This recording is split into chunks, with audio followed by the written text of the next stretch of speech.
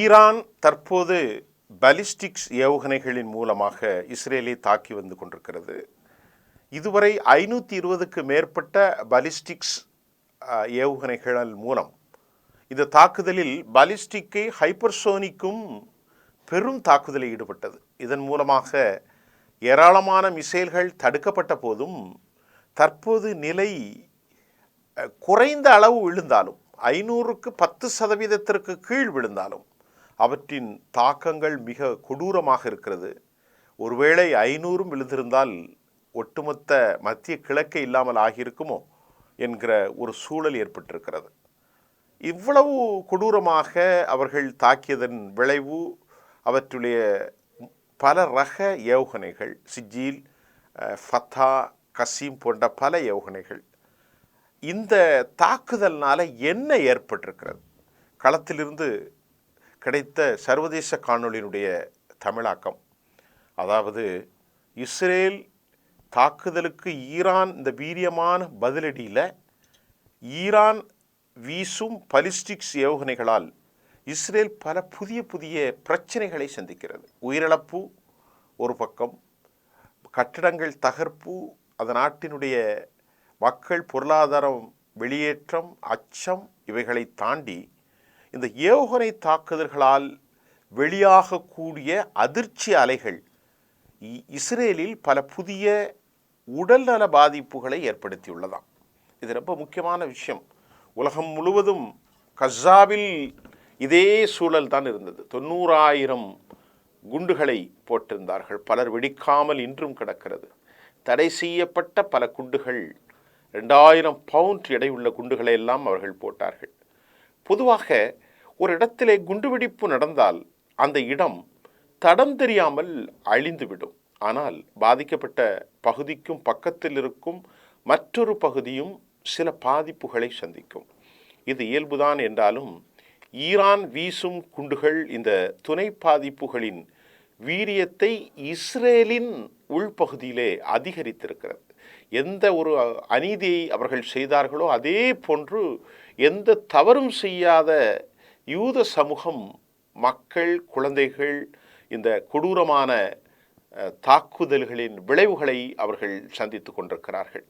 அதாவது ஈரானிடம் உள்ள சக்தி வாய்ந்த பாலிஸ்டிக்ஸ் ஏவுகணைகள் அதிக வெடிப்பொருட்களை சுமந்து செல்கின்றது. 500 கிலோவிலிருந்து 1000, 1 டன்னுக்கு மேல் 2000 டன், 2 டன்னும் இருக்கிறது. இது பல அதிர்வலைகளை இந்த குண்டு வெடிப்பின் போது ஏற்படுத்துகிறதாம்.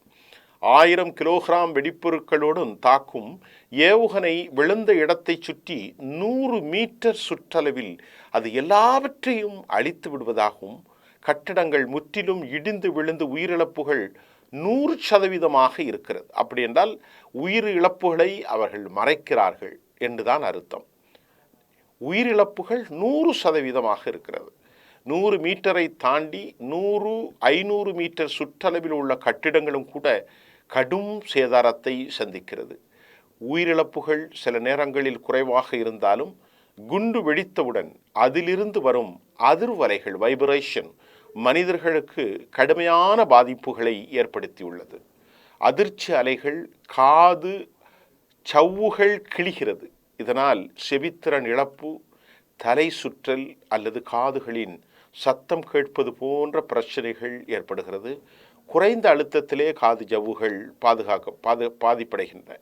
அதேபோல் அதிர்வு அலைகள் நுரையீரல்களில் தீவிர அழுத்தத்தை ஏற்படுத்தி உள் இரத்தப்போக்கை உருவாக்கி நுரையீரல் சுருங்குதல், லங்ஸ் பிரச்சனை மற்றும் சஃபகேஷன், மூச்சு திணறல் பிரச்சனையும் கூட ஏற்படுத்துவதாகவும் செய்திகள் வெளியாகியிருக்கிறது.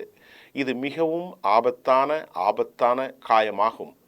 குறிப்பாக இது தவிர வயிற்றில் உள்ள காற்று மற்றும் திரவங்களுக்கிடையான தொடர்புகள் பெரும் பாதிப்புகளை ஏற்படுத்தி குடலில் உள்ள இரத்தப்போக்கு மற்றும் உறுப்பு சேதாரத்தையும் ஏற்படுத்தியுள்ளது. எலும்பு மற்றும் தசைகளும் இதனால் வெகுவாக பாதிக்கப்படுகின்றன. வெவ்வேறு அடர்த்தி கொண்ட டிஷ்யூஸ் இடையிலே எலும்பு மற்றும் தசை, ஃப்ளஷ் ரெண்டுக்கும் இடையில் அதிர்ச்சி அலைகள் அழுத்தத்தை ஏற்படுத்திட காயங்களும் கூட உள்காயங்கள், இரத்த கசிவுகள் உருவாகிறது. இதெல்லாம் முதன்மை காயங்கள். இது தவிர இந்த வெடிப்பினால் தூக்கி எறியப்படும் கண்ணாடி துண்டுகள், உடைந்த மரத்துண்டுகள், உலோகத் துண்டுகள் உடலை தாக்கி பாதிப்பை இது வெளிப்புறமாக ஏற்படுத்துகிறது. அதிர்வலைகளின் மூலம் இதய பாதிப்பு உயிருக்கு ஆபத்தானதாக பார்க்கப்படுகிறது. குண்டுவீச்சில் உயிர் பிழைத்தாலும் கூட கடுமையான பதற்றம், பீதி, மனநல பிரச்சனைகள் அவர்களை வாழ்நாள் முழுவதும் இழுத்து கொண்டே செல்கிறது. இதைத்தான் தற்போது இஸ்ரேல் மக்கள் எதிர்கொண்டிருக்கிறார்கள். இஸ்ரேலின் வான் பாதுகாப்பு அம்சம் ஈரானின் வெடிகுண்டுகளை அதிக அளவில் தடுத்து விடுவதால் உயிரிழப்பு குறைவாகத்தான் இருக்கின்றன. ஆனாலும் இதையும் மீறி தாக்குதல்கள், ஏவுகணைகளினுடைய அதிர்ச்சி அலைகள் ஏற்படுத்தப்படுகிறது. இதனால் பாதிக்கப்படுபவர்களின் எண்ணிக்கை மிக அதிகமாக இருக்கிறது. இஸ்ரேல் எதிர்கொள்ளும் இது புதிய பிரச்சனையாக இது மாறியிருக்கிறது. மேலே சொன்னது எல்லாம் குண்டு வெடித்த இடத்திலிருந்து 500 மீட்டர் சுற்றளவில் உள்ளவர்களுக்கு ஏற்படும் பாதிப்பு. 500 மீட்டருக்கு அப்பால் 1-2 கிலோமீட்டர் வரை உள்ள மக்களும் குண்டுவெடிப்பின் பாதிப்பும் அவர்களுக்கும் காது ஜவ்வு கிழிதல் அபாயமும் இன்னப்பிற உடல் உபாதைகளும் ஏற்படும் என்று குறிக்கப்படுகிறது. ஆகவே இந்த தகவல்கள் பெரும் அச்சத்தையும் மனிதநேயத்தை விரும்பும் அனைவருக்கும் இது ஏற்புடைய செய்தி அல்ல. சொந்த சமூகமாக, சொந்த மக்களாக இருக்கும் பிள்ளைகளும் குழந்தைகளும் பெண்களும் அழிவதை உலகம் ஏற்றுக்கொள்ளக்கூடாது.